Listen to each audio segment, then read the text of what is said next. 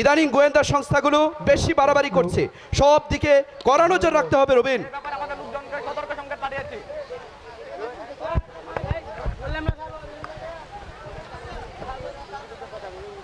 মাসখানেক বন্ধ থাকার পর আগামীকাল থাইল্যান্ড থেকে ট্যাপাওয়ানের একটি বৃহৎ চালান আসছে, এখন থেকে সর্বদিকে কড়া নজর রাখতে হবে রবিন। সন্দেহজনক সকল স্থানে আমরা তীক্ষ্ণ নজর রাখছি বস, কিন্তু অনুপম রায় নামের একজন ডিবি অফিসারকে কিছুতেই ম্যানেজ করা যাচ্ছে না। তার মতো বিচারের চোখে দুলু দেওয়া সহজ কাজ নয়। ইন্সপেক্টর অনুপম রায় ডিটেল তথ্য আমরা পেয়েছি, তাকে ম্যানেজ করার আশা আমাদেরকে ত্যাগ করতে হবে, না হয় হিতে বিপরীত হতে পারে। শালার ঘরে পানির চার নেই, ভালো বাজার করতে ছেলে মেয়ে পায়ে হেঁটে স্কুলে যায়, ভালো বাজার করতে পারে না। গ্রামের বাড়িতে বৃদ্ধ পিতা মাতা, তবু সে ঘুষ খাবে না, মর শালা শুকিয়ে মর। টেপা ওয়ানে কিন্তু আবার হেরোইন, গাঁজা, তরল কোকেন তিনটেই রয়েছে। মাল হাতে আসার সাথে সাথে এই সরে পড়তে হবে। আপনি কোনো চিন্তা করবেন না বস, আমাদের লোকজন সম্পূর্ণ প্রস্তুত রয়েছে। চালান আসা মাত্রই সমস্ত মাল বিদ্যুৎ গতিতে গুপ্ত স্থানে পৌঁছে যাবে। সময় সুযোগ ডেলিভারি দেওয়া হবে। হা হা হা। এখন থেকে ডিবি ইন্সপেক্টর অনুপম রায়ের গতিবিধির উপর তীক্ষ্ণ নজর রাখতে হবে। এবারের ক্যাপ যদি ভালোই শেষ হয়ে যায়, আমি হয়ে যাব টাকার কুমির। তারপর যত টাকাই লাগুক না কেন, ডিবি ইন্সপেক্টর অনুপম রায় আমার পথের কাঁটাকে দূর করে দেব আমার এলাকার বাইরে। চার দেয়ালে নীরব কক্ষে আপন মনে একাকী অট্ট হাসি, নিশ্চয়ই পরম সফলতার পূর্বাভাস। উচ্চাকাঙ্ক্ষী চ্যালেঞ্জিং পেশাদার মানুষের জীবনের প্রতিটি কাজের সঙ্গে মিশে থাকে সাফল্যের সুদৃঢ় আশাবাদ। তোমার কথা মতো চাতুরির মাধ্যমে পিতার সমস্ত সহায় সম্পদ বিক্রি করে 10 লক্ষ টাকা ব্যবসায় বিনিয়োগ করেছি। 1 মাস পার হয়ে গেল, এখন পর্যন্ত কি ব্যবসা করছি তা আমি নিজেও জানি না। বাণিজ্য এত সহজ বিষয় নয় যে তুমি অল্পতেই বুঝে যাবে, একটু ধৈর্য ধরো, সময়ে সব জানতে পারবে বন্ধু। মাস কেটে গেল, বাড়ির কোনো খোঁজ নেইনি। জন্মদাতা পিতা মায়ের মতো ভাবি ও কলিজার টুকা তুই কি খাচ্ছে পড়ছে তা জানতে চাইনি। ভেবেছিলাম প্রথম মাসের উপার্জন পিতার পদতলে রেখে তার পা জড়িয়ে ধরে শহরে নিয়ে আসার কাতর অনুরোধ জানাবো। এক্সপোর্ট ইম্পোর্টের ব্যবসায় মুনাফা পেতে কিছুটা সময় লাগে। সবে মাত্র বিদেশি কোম্পানিকে মাল পার্সেসের জন্য ডলার পাঠিয়েছি, মাল আসবে, তারপর বিক্রি হবে, তারপর লাভ লোকসানের হিসাব। কিন্তু আজ এই বাড়িতে পাঠানোর জন্য আমার 1000 টাকা খুবই প্রয়োজন, কিন্তু এখন তো দেওয়ার মতো কোনো টাকা আমার কাছে নেই। যেভাবেই হোক কর্জ হিসাবে আমাকে 10,000 টাকা দাও, সময় মতো কেটে নিবে। বললাম তো আমার কাছে দেওয়ার মতো কোনো টাকা নেই। তাহলে আমার 10 লক্ষ টাকা ফেরত দিয়ে দাও, ব্যবসা আমি করবো না। যখন তখন চাইলেই তো 10 লক্ষ টাকা ফেরত দেওয়া যায় না। তাছাড়া তোমার সাথে আমার অংশীদারি ব্যবসার চুক্তি নামায় সেটা স্পষ্টভাবে উল্লেখ রয়েছে।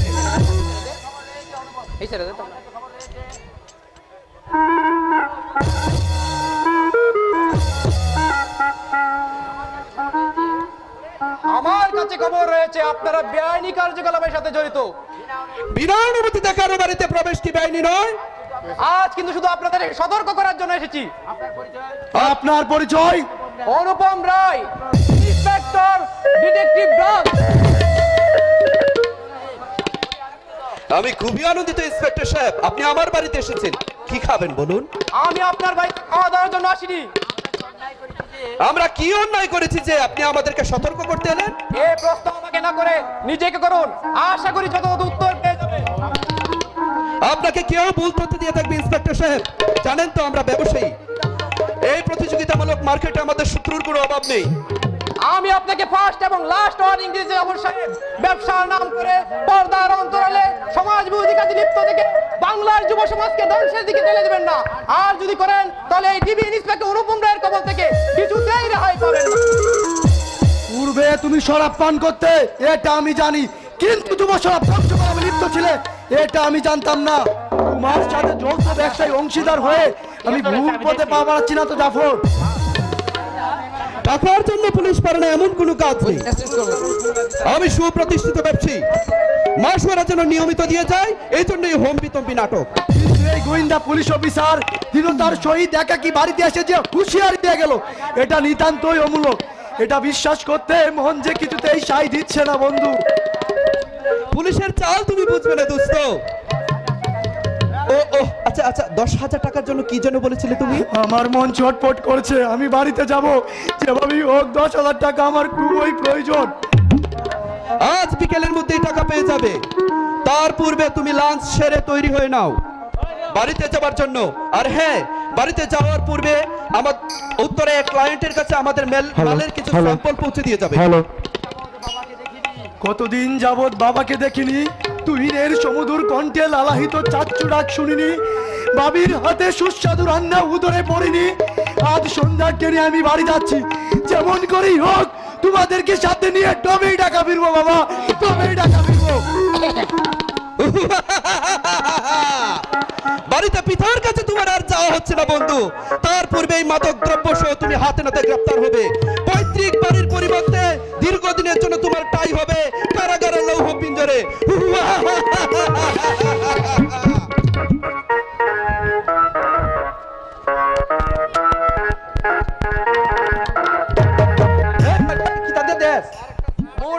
সংবাদদাতা আমাকে যেভাবে ইনফর্ম করেছে, সে খবর মিথ্যে না হলে তার এখানে চলে আসার কথা। আশেপাশে রাস্তায় সাদা পোশাকে ডিবি পোস্ট মোতায়েন রয়েছে, তারাও তো কোনো সংবাদ জানাচ্ছে না।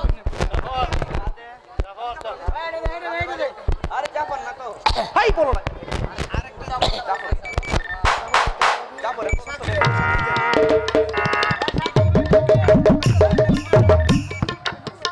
হ্যালো স্যার, হ্যালো, শুনতে পাচ্ছেন স্যার? বলো তো বীর, শুনতে পাচ্ছি। স্যার, এই মাত্র হাতে ব্যাগ সহ সন্দেহভাজন এক ব্যক্তি আপনার উল্টো দিকে সিএনজি থেকে নামলো। তাকে অনুসরণ করো বীর। স্যার, সে আপনার দিকেই আসছে। আবার অপারেশনের জন্য প্রস্তুত হও, আর আশেপাশে মোতায়েনকৃত সকল পোস্টকে সতর্ক করে দাও, সে যেন কোনোভাবে পালিয়ে যেতে না পারে। ওভার স্যার, সতর্ক সঙ্গে জানানো হয়েছে, আমরা প্রস্তুত। Over sir. হ্যালো,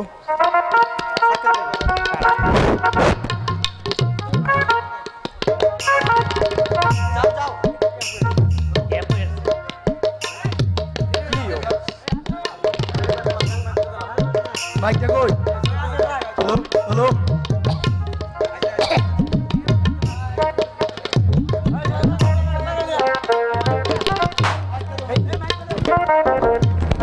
এই যে ভাই 18 নম্বর ভাইটা কোন দিকে বলতে পারেন? সামনের ওই সাদা রঙের 9 নম্বর বাড়িটায় 18 নম্বর বাড়ি। আপনি কার কাছে যাবেন? সেকান্দার আলী জোয়ারদারের কাছে। আপনার ব্যাগে কি আছে? আপনাকে যেন কোথায় দেখেছি, হ্যাঁ মনে পড়েছে, আজ সকালে আমার বন্ধু জাফরের বাড়িতে গিয়েছিলেন। বাজে কথা রেখে ব্যাগ খুলে দেখান। ওই গুবিদা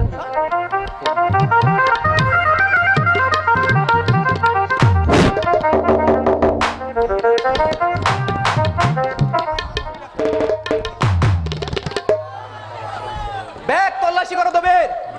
ইয়েস স্যার। এই দেখুন ইন্সপেক্টর সাহেব, ভালো করে দেখুন।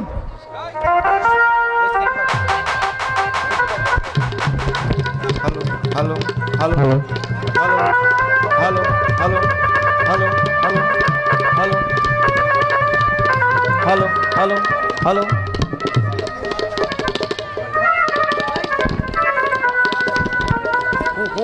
পেয়েছি স্যার, এই দেখুন হিরোইনের প্যাকেট।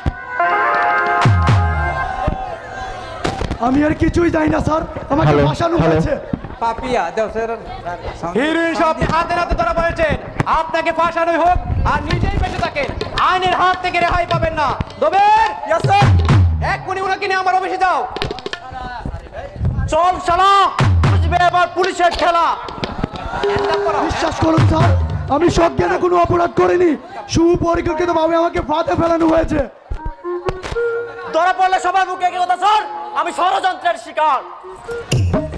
আমি গ্রামের বাড়ি রওনা হচ্ছিলাম স্যার, আসার সময় আমার ব্যবসায়িক পার্টনার ওই বিশ্বাসঘাতক জাফর ব্যাগটি আমার হাতে দিয়ে এই ঠিকানায় পৌঁছে দিতে অনুরোধ করে। আর আপনি সরল বিশ্বাসে পার্টনার বলত ব্যাগ স্কুলে না দেখেই তাই এখানে পৌঁছে দিয়েছিলেন, তাই না? ঠিক তাই স্যার। আপনার যা বক্তব্য সব কোর্টে বলবেন, আমরা তদন্ত করে দেখব। দবের, ইয়েস স্যার। এক্ষুনি ওনাকে নিয়ে আমার অফিসে যাও। চল চালা পুলিশের গোল, বুঝতে পারবি জামায়া দল। হে জন্মদাতা পিতা, জীবনে বোধহয় তোমার সাথে আর দেখা হবে না। ভাগ্যের নির্মম পরিহাসে বিনা দোষে চললাম কারাগারে, এই বৃদ্ধ বয়সে ভাবি ও তুহিনকে নিয়ে সম্পূর্ণ নিঃস্ব অবস্থায় কিভাবে বেঁচে থাকবে?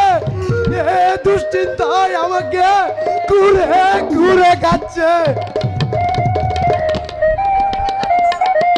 আজ 3 দিন হলো সুশীতল ছায়াযুক্ত পরিবেশ ছেড়ে শহরের খোলাহলের বস্তিতে এসেছি।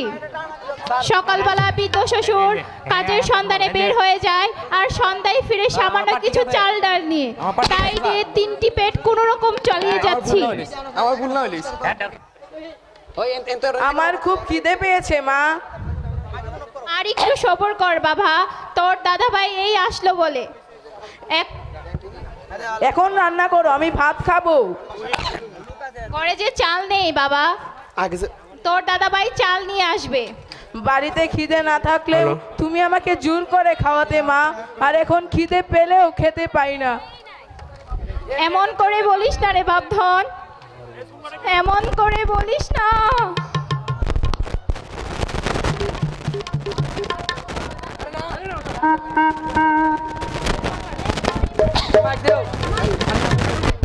তোর দাদুভাই এক্ষুনি চলে আসবে, আর একটু সবর কর রে বাপধন।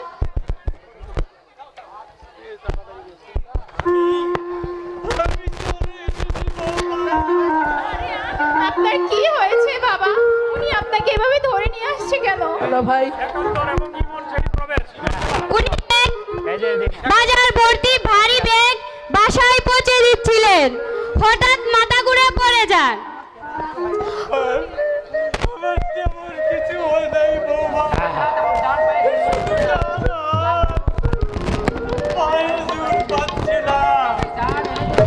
চাল এনেছো দাদা ভাই? খুব খিদে পেয়েছে। চাচার সম্ভবত মাইনাস স্ট্রোক হয়েছে, উনার ভালো চিকিৎসা দরকার। বেঁচে থাকার শেষ সম্বলটুকু তুমি বিক্রি করে, হে খোদা। কান্নাকাটি করলে তো কোনো লাভ হবে না বোন, দ্রুত চিকিৎসা করাতে হবে। খিদের জ্বালায় সকাল থেকে বাছা আমার ছটফট করছে, ঘরে এক মুঠো চাল পর্যন্ত নেই। এই অবস্থায় চিকিৎসা কেমন করে করব বলতে পারবো? স্বজনদের খবর দিন, যে করেই হোক টাকার ব্যবস্থা করতে হবে। স্বজন কোথায় পাবো? সেরকম হলে তো এই বৃদ্ধ বয়সে মুঠ বইতে হইতো না। উনার কি আর কেউ নেই? গোলা বড়া ধান, পুকুর বড়া মাছ, সুখের সংসার সবই ছিল, কিন্তু নিয়তির বিধানে আজ কিছুই নেই, সর্বহারা। জীবন যুদ্ধের বলে চলবে তোর? ক্ষুধার্ত সন্তানের মলিন মুখের দিকে সুস্থ শিশুটার কথা চিন্তা করে বেঁচে থাকার জন্য আপনাকে জীবন যুদ্ধে ঝাঁপিয়ে পড়তে হবে। আমি সাধারণ এক অবলা নারী, এই ঢাকা শহরে কোথায় কাজ পাবো কিছুই জানি না। আপনার বাসায় রান্নাবান্নার কাজ করার আপত্তি না থাকলে আমি তার ব্যবস্থা করে দিতে পারবো। আমি সব কাজ করতে পারি, হ্যালো চেক। দয়া করে ব্যবস্থা করে দিন। একটা দিয়ে যাচ্ছি, কথা হবে। কাল সকালবেলা এসে আপনাকে আমি নিয়ে যাব। সন্তান হয়ে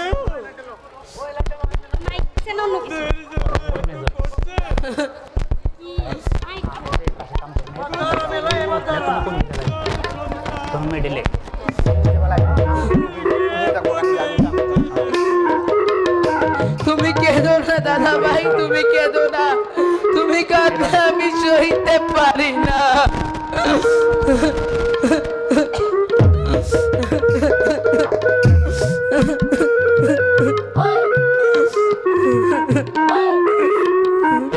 hello hello hello hello hello তোমার কুচি না আগে আমার বালায় ওটা দিও অভিনয়টা তো 8টা সময় মুরগি ও মৎস্য খামার উৎপাদন বিষয়ে তোমাকে যা বলেছিলাম তা কতটুকু বাস্তবায়ন করতে পেরেছো ইমন? আপনার নির্দেশ মোতাবেক নামি দামি কোম্পানির লেভেল যুক্ত 7,000 নকল প্যাকেট তৈরি করে এনেছি স্যার। শুধু প্যাকেট তৈরি করলে তো হবে না, মাল ডেলিভারি দিতে হবে, তবেই তো প্রফিট। আমাদের কোম্পানির খাদ্যের পাশাপাশি আগামী সপ্তাহ থেকে নকল প্যাকেটে 2 নম্বর খাদ্য বিক্রির প্রক্রিয়া শুরু হয়ে যাবে স্যার। তোমার কর্মদক্ষতার উপর আমার পূর্ণ ভরসা আছে। আমি তোমাকে একটা পার্সোনাল অফার দিতে চাই। বলুন স্যার। তুমি তো সবই জানো, আজিজ আহমেদ খানের সাথে আমার যৌথ পার্টনারশিপ ব্যবসা, তার মধ্যে আবার সিংহভাগ ওই 2 নম্বরই। অবৈধ ব্যবসার আইনের হিসাব অনেকটাই অলিখিত। তাই বলছিলাম আমাকে যদি বিশেষ সুবিধা পাইয়ে দাও, তাহলে এর 20% হিস্সা থেকে তুমি কিছুতেই বঞ্চিত হবে না। এবারের সফর থেকে আমি কিছুতেই বঞ্চিত হতে চাই না ড্যাডি। কোথায়, কিসের সফর? ডিপার্টমেন্টের সহপাঠীরা 5 দিনের শিক্ষা সফরে কক্সবাজার যাচ্ছে ড্যাডি। সহপাঠীরা যাচ্ছে, তুমিও যাবে? Thank you daddy, thank you. Emon. জি স্যার। ব্যবসায়িক প্রয়োজনে আগামী দিন 10 মধ্যে তোমার তো কক্সবাজার যাওয়ার কথা রয়েছে। সবকিছু ঠিকঠাক থাকলে অচিরেই আমাকে কক্সবাজারের উদ্দেশ্যে রওনা করতে হবে স্যার। আমরা কক্সবাজার অবস্থানকালীন সময়ের মধ্যে আপনি যদি সেখানে যান, তাহলে আমাদের টিমের সঙ্গে চা চক্রের দাওয়াত রইল, আসবেন কিন্তু। ছাত্র জীবনে শেষ প্রহরে সব বান্ধবে হই হুল্লোড় করে সমুদ্র সৈকতে মন মাতানো ঢেউয়ের কল্লোল, অপূর্ব সূর্যাস্ত, অবারিত বায়ু প্রবাহ উপভোগ করার মাঝে কি নির্মল আনন্দ। একমাত্র পুত্র আমেরিকায় সেটেল, এই পণ্যে আমার সব। তার আনন্দের জন্য আর ব্যাংক ব্যালেন্স উন্মুক্ত। এই বয়সে যদি একটু আধটু হইচই না করে, তাহলে মন প্রফুল্ল থাকবে কি করে? Really you are a good father. আমার কোনো আবদারি তুমি কখনো না বলোনি। যা চেয়েছি তাই পেয়েছি। I am proud for you daddy, I am proud for you. Excuse me sir, অধিকতর পিতৃস্নেহে অন্ধ হয়ে বিশেষ বয়সী কন্যাকে এরকম অবাধে স্বাধীনতা দিলে তা কিন্তু অনেক সময় কাল হয়ে দাঁড়ায়। তখন বিবেকের আদালতে আসামির কাঠগড়ায় কিন্তু পিতাকেই দাঁড় হতে হয়। তুমি যা বলছো তা নিম্ন মধ্যবিত্ত পরিবারের ক্ষেত্রে প্রযোজ্য, ধনী বিত্তশালীদের ক্ষেত্রে নয়। টাকা যাদের আছে জীবনটাকে তারা পূর্ণ মাত্রায় উপভোগ করবে, আর যাদের টাকা নেই তারা এই সমস্ত নীতিবাক্য আউড়িয়ে দুধের স্বাদ গুলে মিঠাবে।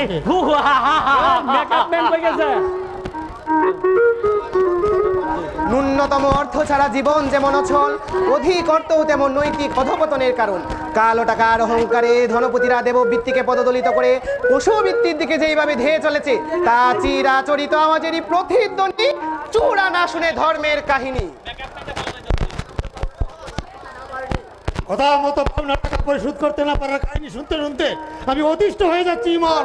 স্যার, বহুমুখী ব্যবসায় কতিপয় পার্টির এহেন আচরণ অস্বাভাবিক নয়। তাই বলে বারবার আমার কাছে মিথ্যে অজুহাত দাঁড় করাবে, আর আমি তা মুখ বুঝে সহ্য করলে ব্যবসা যে লাল বাতি জ্বলবে ইমন। স্যার, আমি আপনার সামান্য এক কর্মচারী, আপনার কথা মতো সমস্ত কাজ করাই আমার কর্তব্য, পরামর্শমূলক মত প্রকাশ করা নয়। তুমি কি কিছু বলতে চাও ইমন? স্যার, আপনার যে সমস্ত ব্যবসা রয়েছে তার মধ্যে বৈধ নয়, এইগুলো যদি পরিহার করেন তাহলে আপনাকে আর পিছন ফিরে তাকাতে হবে না এবং ঝুঁকি ঝামেলা অনেক কমে যাবে। স্যার, ঝুঁকি ঝামেলা থাকলেও ভেজাল ব্যবসার মুনাফা কিন্তু বেশ আকর্ষণীয়। তুমি যদি অসম্মত না হও তাহলে তোমাকে একটা বিশেষ কমিশন পাওয়ার ব্যবস্থা করে দিতে পারি। এর জন্য আমাকে কি করতে হবে স্যার? এমন কিছু নয়, শুধু অবৈধ ব্যবসার আয় ব্যয়ের হিসাবটুকু পট্টার সেখানে জোর ধরে রঘুচারে আমার মতো করে তৈরি করতে হবে, আর তুমি হয়ে যাবে 25% ভাগিদার। মালিক হয়ে কর্মচারীকে যে বাড়তি উপার্জনের সুযোগ আপনি করে দিতে চাইছেন, আমি তা সানন্দ চিত্তে গ্রহণ করলাম স্যার।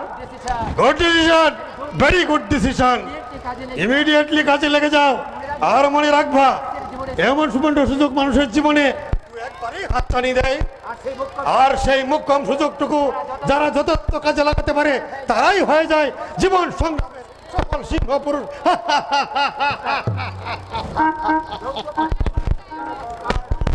যৌথ পার্টনারশিপ ব্যবসার কি চমৎকার নমুনা। একে অপরকে টকিয়ে অধিক লাভবান হওয়ার কি সুনিপুণ কৌশল। এখন থেকে আমি দুজনের কাছে কমিশন নেব, উভয়ের আরো ঘনিষ্ঠ হব, তারপর ওদের সমস্ত কার্যকলাপ পুলিশের সামনে ফাঁস করে দিয়ে আইনের হাতে তুলে দেব।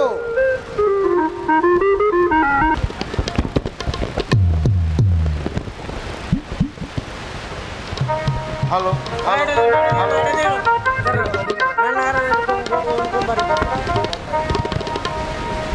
বৌমা বৌমা পরের বাড়িতে ঝিয়ের কাজ করে জোত সামান্য উপার্জন করে তা দিয়ে তিনটি পেট চলে না, একবার খেলে পরের বার উপর দিতে হয়। আমিও যে একটা কিছু করবো সে কত বিধাতা যুদ্ধ করে দিয়েছে। হ্যালো আমি তো পঙ্গু নই দাদা ভাই, আমি তো পঙ্গু নই দাদা ভাই, ছোটখাটো কাজ তো আমিও করতে পারি, এতে সংসারের অভাব কিছুটা হলেও কমবে। তোর বাবার কত স্বপ্ন ছিল, তোর মায়ের কত আশা ছিল, যেমন করে হোক তোকে লেখাপড়া শিখে মানুষের মতো মানুষ হিসাবে গড়ে তুলবে, অথচ নিষ্ঠুর নিয়তি আজ আমাদেরকে কোথায় দাঁড় করিয়ে। লেখাপড়া শিখলেই যে দুঃখ দূর হয়ে যাবে সেই নিশ্চয়তা কোথায় দাদা ভাই? চাচুকেও তো তুমি লেখাপড়া শিখিয়েছিলে, কই সে তোমার দুঃখ কতটুকু দূর করেছে?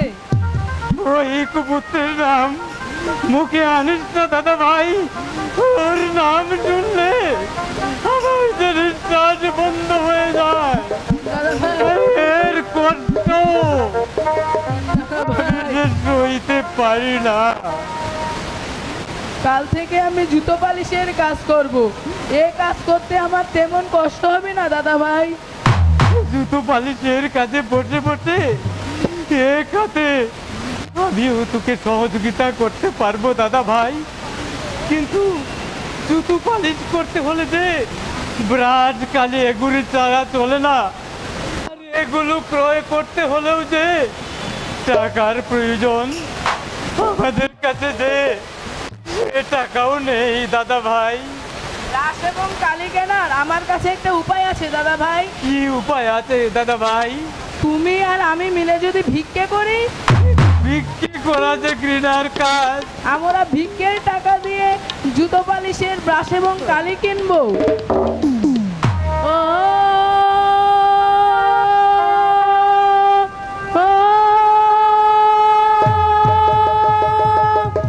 চলার পথে ব্যস্ত তোমরা, চলার পথে ব্যস্ত তোমরা, ও গো পথিক বর, চেয়ে দেখো বাগারে দুঃখের নাই যে তোর, চেয়ে দেখো বাগারে দুঃখের নাই যে তোর।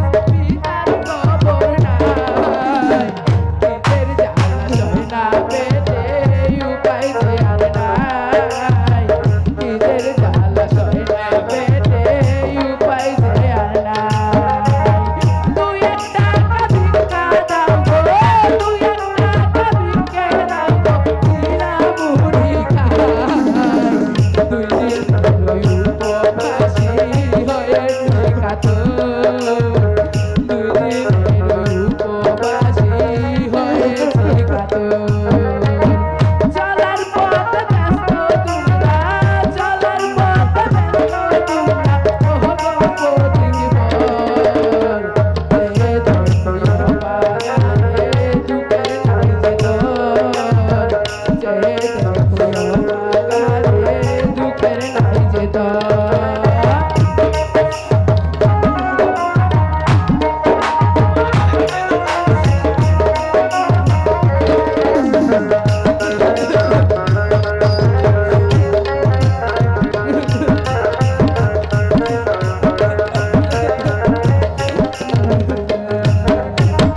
বুকাকে তুই অন্য দিলে, বুকাকে তুই অন্য দিলে, আসলে পূর্ণ তোর।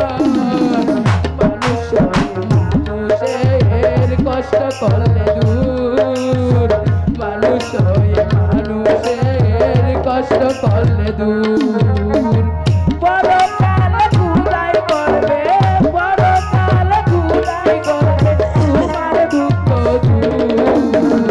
চলার পথে ব্যস্ত তোমরা, ও গো পথিক বর। যে দেখো বাগানে দুঃখের নাই যে দর, যে দেখো বাগানে দুঃখের নাই যে দর, যে দেখো বাগানে দুঃখের নাই যে দর। কি বিচিত্র এই সমাজ ব্যবস্থা! আসল অপরাধীর সিংহভাগে ইতিহাসের বাইরে থেকে যায়, তার মধ্যে যাদেরকে পাকড়াও করা হয় তারা আইনের বিভিন্ন ফাঁক ফকর দিয়ে বেরিয়ে যায়, অথচ কত নিরপরাধী বিনা দোষে শাস্তি ভোগ করে। হাই!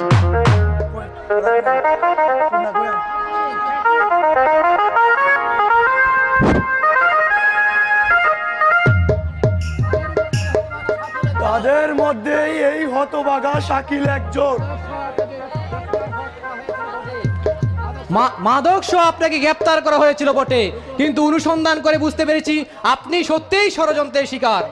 তাই তো অভিযোগপত্র থেকে আপনাকে অব্যাহতি দেওয়া হয়েছে।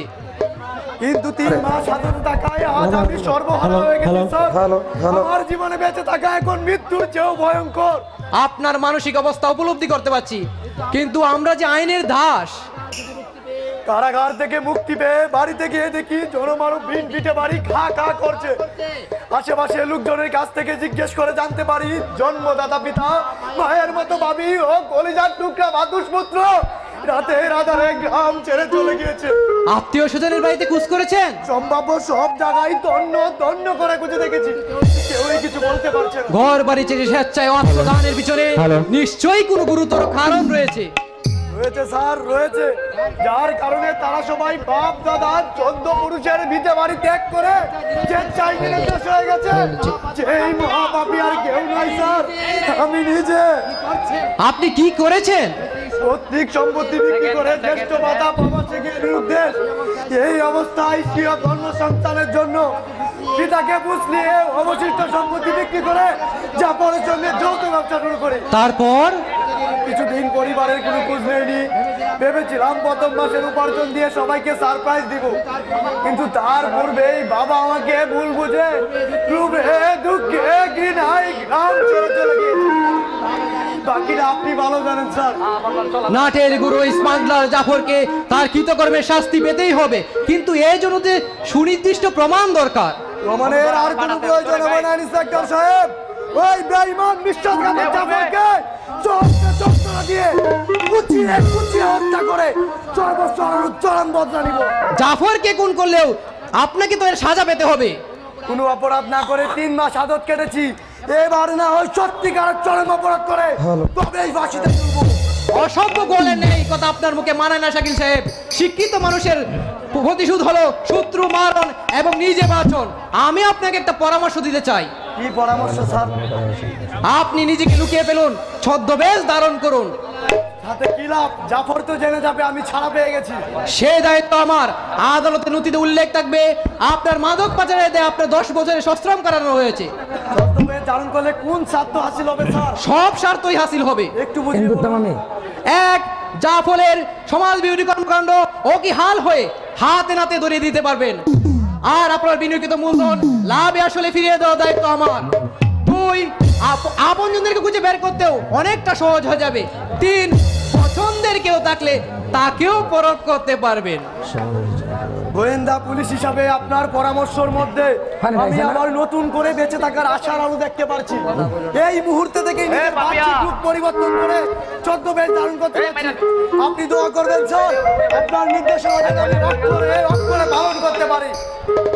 ভূতপূর্ব ফরাসি সম্রাট নেপোলিয়ন বোনাপার্টের অমুক বাড়ি হলো একাগ্র চিত্রে চেষ্টা করলে দুনিয়াতে কোনো কিছুই অসম্ভব নয়। প্রত্যেক মানুষের অন্তরে এই বাণী লালিত হলে কারো জীবনে পরাজয়ের বেদনা স্থায়ী হতে পারে না, স্থায়ী হতে পারে না।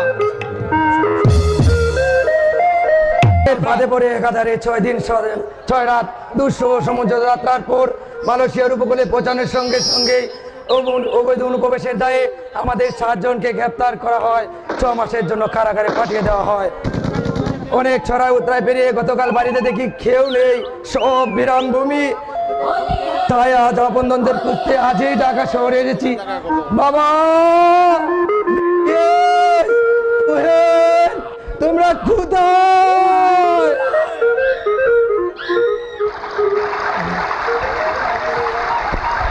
এই ভোর দুপুরে ঢাকা শহর একাধারে রাস্তায় নাম ধরে ডাকছো, তুমি আবার কোন ধরনের ফেরিওয়ালা? আমি ফেরিওয়ালা নই। তাহলে তুমি কে? কেন এই বাচ্চা চাচ্ছ? আমি আমার স্ত্রী পুত্র পিতাকে খুঁজে বেড়াচ্ছি। এই যুগে এমন ভাবে কেউ কাউকে খুঁজে না, প্রয়োজন হলে মোবাইল ফোনে খবর নেই। আপনার চলাফেরা এবং লেবাস দুটোই সন্দেহজনক। নিশ্চয়ই আপনি কোনো গুপ্তচর। আমাদের গতিবিধির উপর নজর রাখছিলেন কেন বলুন?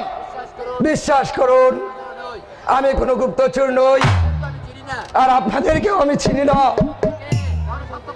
সত্য করে বলো, তুমি আসলে কে?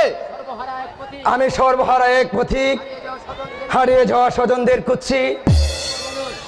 তাদের মোবাইল নাম্বার বলুন। তাদের তো কোনো মোবাইল ফোন নেই। মিথ্যা কথা বল, ও সবই মিথ্যা বলছে।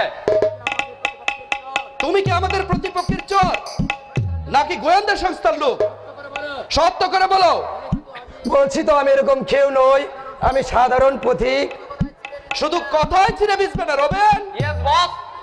ঘানি গাছ থেকে তেল কিভাবে বের করতে হয় সেটা তুমি ভালো করেই জানো।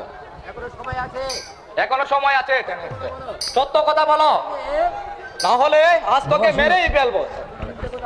মিথ্যা কথা আমি বলিনি। বাঁচাও বাঁচাও, সন্ত্রাসী আমাকে মেরে ফেললো, বাঁচাও বাঁচাও বাঁচাও। হ্যালো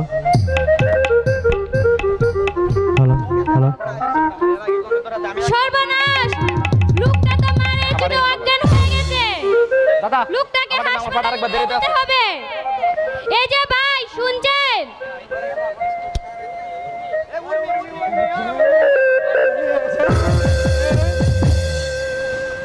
আমি তোমার জন্য ভারী বানিয়েছি, তুহিনও বাবাকে দেখতে পাচ্ছি না। সবাইকে নিয়ে আসো ওই মালয়েশিয়ার বাড়িতে। মস্তিষ্ক আঘাতজনিত কারণে উনি কি পাগল হয়ে গেছে? বাবা দেখতে মালয়েশিয়া থেকে আমি কত উনার মনে হয় মাথা খারাপই হয়ে গেছে। এখন থেকে মন দিয়ে লেখাপড়া করবে। আচ্ছা, তোর আর কি কাজ আছে কোনো? এই দেখো তোমার জন্য কত এনেছি। লোকটা তার স্ত্রী, সন্তান, পিতা ও মালয়েশিয়ার কথা বারবার বলে যাচ্ছেন কেন? তবে কি উনি শাকিলের জ্যেষ্ঠ ভ্রাতা? আপনার বাড়ি কোথায়? আমার বাড়ি আরে ওই থানাদের দেশে। বিলকিস আমার জন্য ভাত রান্না করছে, তুমি যাবে আমাদের বাড়িতে? বিলকিস খুব যত্ন করে তোমাকে খাওয়াবে। বিলকিস আপনার কি হয়? ও তুমি জানো না বুঝি? বিলকিস আমার বউ, সে খুব ভালো রান্না করে। ওই দেখো সে আমায় ডাকছে, আমি আসছি বিলকিস, আমি আসছি। উনি বোধহয় মালয়েশিয়ায় নিরুদ্দেশ হয়ে যাওয়া শাকিলের জ্যেষ্ঠ ভ্রাতা। কিন্তু হঠাৎ করে শাকিল কোথাও উধাও হয়ে গেল। যাবত 3 মাস যাবত ধরে শাকিলের কোনো হুদিস নেই। যেমন সেই সন্তান আমাকে পেতেই হবে। আমি যে তাকে সত্যিই ভালোবাসি। পৃথিবীর দীর্ঘতম সমুদ্র সৈকত এই কক্সবাজার, প্রকৃতির রূপ বৈচিত্র্যের এক লীলাময় স্থান। এখানে না এলে লাইফটা কি পুরোপুরি এনজয় করা যায় না। কত যুবক যুবতী মনের আবেশে মাতোয়ারা হয়ে সমুদ্রের সৌন্দর্য উপভোগ করছে।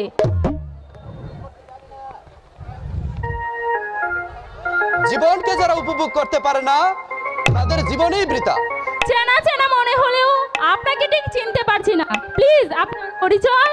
আমি যাইনি। খুব ভালো করেছো। তুমি চলে গেলে সমুদ্রের এই সারিবদ্ধ উন্মত ঢেউয়ের দুলা সুরবে বহমান শিহরণ জাগানো এই সমীরণে তোমার একান্ত সান্নিধ্য পেতে আমি অবশ্যই পারতাম না। চলুন জাফর ভাই, ওই দিকে ঝর্ণার ধারে কোথাও গিয়ে বসি। নিজম দ্বীপ হতে তোমার সহযাত্রীরা ফিরতে অনেক দেরি হবে। এখন চলো আমার সাথে হোটেলে যাই, লাঞ্চ সেরে এরপরে আমরা ঝর্ণা দেখতে যাব। হোটেলে গেলে আপনার সঙ্গী সাথীরা যদি চলে আসি? সঙ্গী সাথী নিয়ে আমি এখানে আসিনি উর্মি, আমি একাই এসেছি। চলো তো আমার সাথে, আমরা দুজন লাঞ্চে যাই। ওকে চলুন।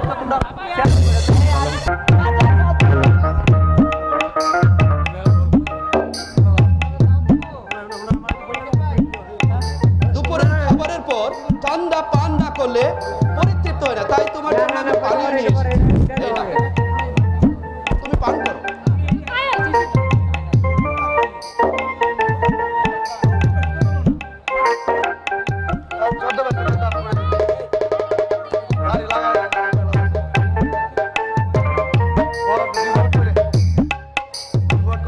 আমি খুবই ক্লান্তি বোধ করছি। দু চোখে ঘুমের পাতা বুঝে আসছে।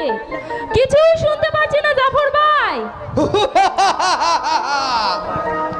এই আবু জাফরের কোনো খায়েশ হলে সেটা যে কোনো পর্যায়ে হোক না কেন, আবু জাফর সেটা পূরণ করবে। তোমার স্পিডের বোতলে আমি অজ্ঞান হবার ঔষধ মিশিয়ে দিয়েছি। আমার কি হয়েছে জাফর ভাই? আপনার কোনো কথাই যে আমি আর শুনতে পাচ্ছি না। এখন শুধু কথা শুনতে পাচ্ছ না, আর 15 মিনিট পর তুমি পুরোপুরি অজ্ঞান হয়ে যাবে।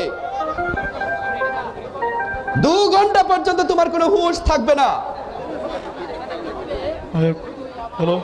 আর এই 2 ঘন্টা হবে শুধুই আমার।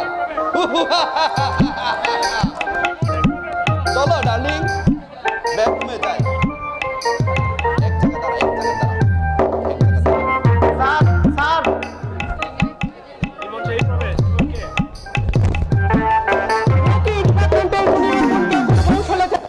খাইয়ে পশুবৃত্ত চরিতার্থের কি অপূর্ব নমুনা। ধিক তোমাকে শতধিক। এই বয়সে সবান্ধবে সমুদ্র সৈকত দেখতে আসলে এরকম কিছু একটা হয়েই থাকে, এটা কোনো প্রবলেম নয়। তোমার কি সমস্যা রে পাষণ্ড? একবারও কি ভেবে দেখেছিস তোর এই পশুসুলভ বিকৃত কুপবৃত্তির শিকারে পরিণত অসহায় ললনার মৃত্যু পর্যন্ত হয়ে যেতে পারে? তাতে অসুবিধা নেই, কিছু টাকা চিটিয়ে সমুদ্রে ফেলে দেব। পত্রিকার খবরের শিরোনাম হবে বিশ্ববিদ্যালয়ের ছাত্রীর সমুদ্রে বেড়াতে এসে সমুদ্রে সলিল সমাধি হয়েছে। যাকে সে কথা, তুমি এখানে কি জন্য এসেছো তাই বলো। টাকা চাই না ওর বাঘ চাই?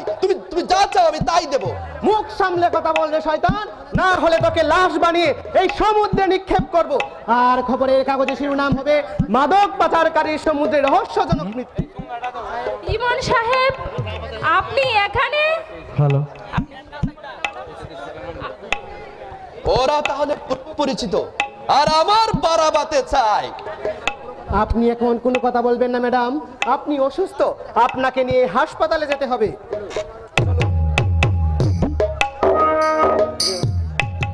উনার মান সম্মানের কথা চিন্তা করে আজ তোকে ছেড়ে দিলাম রে পাপিষ্ঠ নরাধম। আমি তোকে হুঁশিয়ার করে দিতে চাই, যে কাজের জন্য তুই এই কক্সবাজার এসেছিস সেই স্মাগলিং এর কাজের মতোই নিজেকে সীমাবদ্ধ রাখ। নারী উৎপীড়নের দিকে আর কখনো যদি হাত বাড়াস তাহলে তোর সেই হাত কেটে সিঙ্গালকে দিয়ে ভক্ষণ করাবো।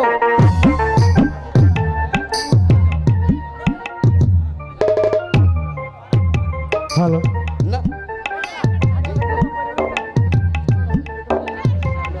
চোরা কারবারি স্মাগলার এই কথাটা ইমন নামীয় লোকটা জানলো কিভাবে? ও কি কোনো গোয়েন্দা সংস্থার লোক নাকি আমার প্রতিপক্ষের চোর?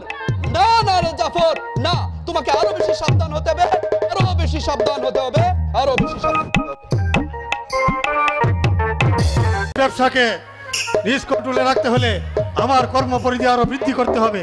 তাই তো আরেকটি গাড়ি ক্রয় করেছি এবং গতকাল ড্রাইভার আবশ্যক বিজ্ঞপ্তিও দিয়েছি।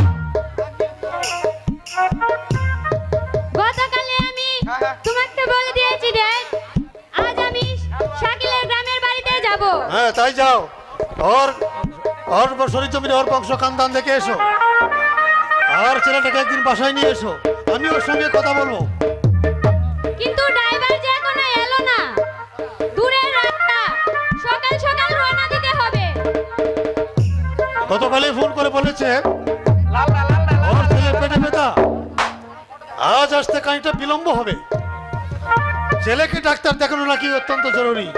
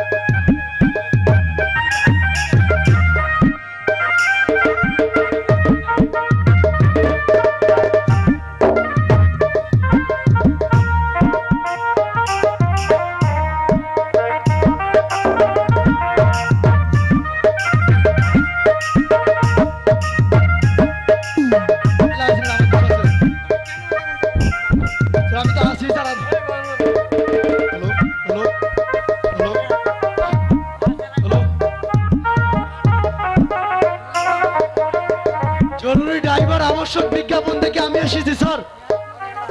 চেহারা ছবি দেখে তো মনে হচ্ছে পুরনো ড্রাইভার। তোমার নাম কি? আব্দুল করিম। ছবি ড্রাইভারটা ভোটার আইডি কার্ড নিয়ে এসেছে তো? জি স্যার, নিয়ে এসেছি, এই দেখুন।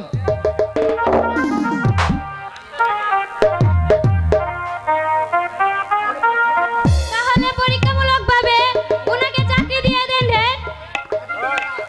এখন থেকে মন্টের ডিউটি করতে তোমার কোনো অসুবিধা নেই তো? করি। জি না স্যার, আমার কোনো অসুবিধা নেই। তাহলে আজ থেকে তোমার চাকরি শুরু। আমার মেয়েটাকে নিয়ে গ্রামের বাড়িতে যেতে হবে। গ্রামের নাম কি স্যার? ময়মনসিংহ জেলায় পাতাকান্দি গ্রাম। আপনি চিনেন তো? পথচারীদের কাছ থেকে জিজ্ঞেস করে চিনে নিব। এই শব্দর আলিমাল বেবাক সিনে কেতেন হুজ গরম লাগতো না। তুমি কি পাতাকান্দি গ্রাম ছিল শব্দর? যে মামুজি আমার বাড়ি থেকে মুডে 3 মাইল হুবে পাতাকান্দি গাঁও। কোমরে এভাবে বয়ে বেঁধেছিস কেন? কি আমি বাতাসের রোগী মামুজি, ঘন ঘন কাশ উঠে। শহরে বাড়িতে তো যে কোনো জায়গায় কাশ ফেলান যাইতো না, কাশ ফেলানোর লাগে মাথা গেলা এই বুদ্ধি বাইর করছি মামুজি। বুদ্ধিটা কেমন হইলো মামুজি? আপনি সব সময় গরম পানি দিয়ে রাখেন কেন শব্দর ভাই?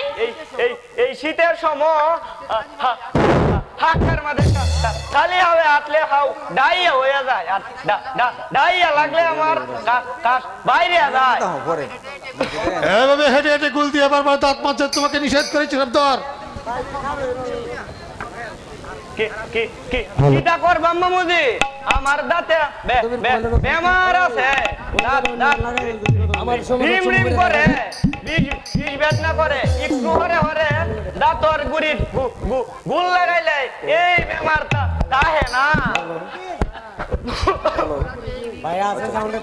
গলায় ঝুলানো এই নোংরা কাঠি দিয়ে দাঁত কিলাল করলে দাঁতে তো ইনফেকশন হয়ে যাবে। মাছ গুস্তু হান গোয়া দেড়াই গাই খিলাইল আমার করণ লাগবই। বাঁশের খিলাইল ভাঙ্গা যায়, আর ও তো বাঁশের হলি রাহ আমার পক্ষে খুব ঝামেলা। এই ডে খুব দুই তো সকল বেলায় ছাতে তাহে মাথা গান্ধী অনেক জোর তাড়াতাড়ি যাত্রা করে উত্তম। আজ কিন্তু নিজের বাড়িতে তুমি জানো সর্দার, সব সময় পাপিয়ার সঙ্গে সঙ্গে থাকবে। মামুজি হাতা কান্দি রাউনের হতোই আমার বাড়ি বউ বউ বউ ভোলা হান্ডে খালি একটা নজর দেখে আয়র বা বেশি দেরি হতাম না। আজ বাড়িতে যাওয়ার কোনো প্রয়োজন নেই সর্দার, অন্য কোনো দিন যেহেতু একদিন থেকে আসবে। মামুজি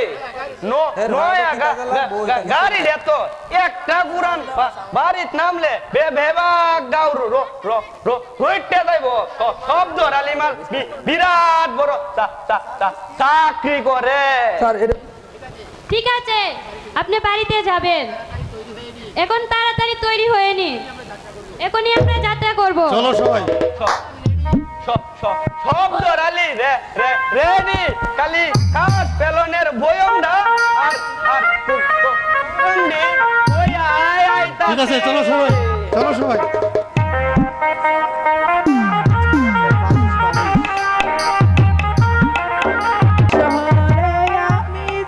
এক নতুন পালিশলা কত বাবুর জুতা পালিশ করি সারা বেলা পালিশলা। এই শহরে আমি যে এক নতুন পালিশলা কত বাবুর জুতা পালিশ করি সারা বেলা পালিশলা।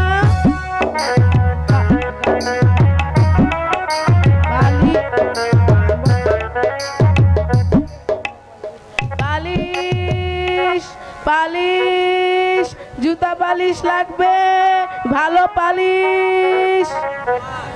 হায় রে গোপাল,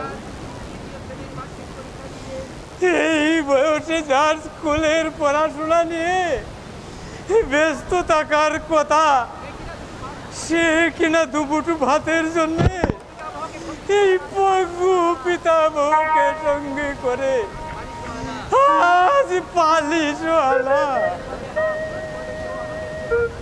তুমি এভাবে হাউতাস করলে কেউ আমাদের দিয়ে পালিশ করাবে না দাদা ভাই, বরং 2-1 টাকা ভিক্ষে দেবে। তুই ঠিকই বলেছিস দাদা ভাই, তুই ঠিকই বলেছিস। পালিশ পালিশ পালিশ হবে পালিশ।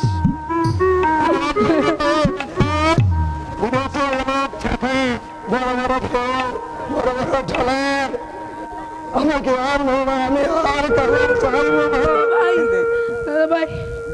ভয় পাচ্ছে দাদা ভাই, ও কারো না কারো ভাই, কারো পুত্র, হয়তো কারো পিতা।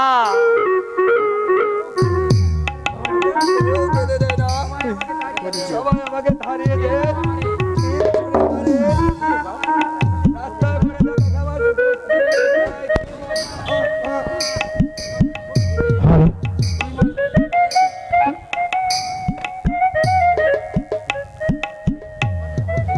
তোমার বুঝি খুব খিদে, মুড়ি খাবে? খাই।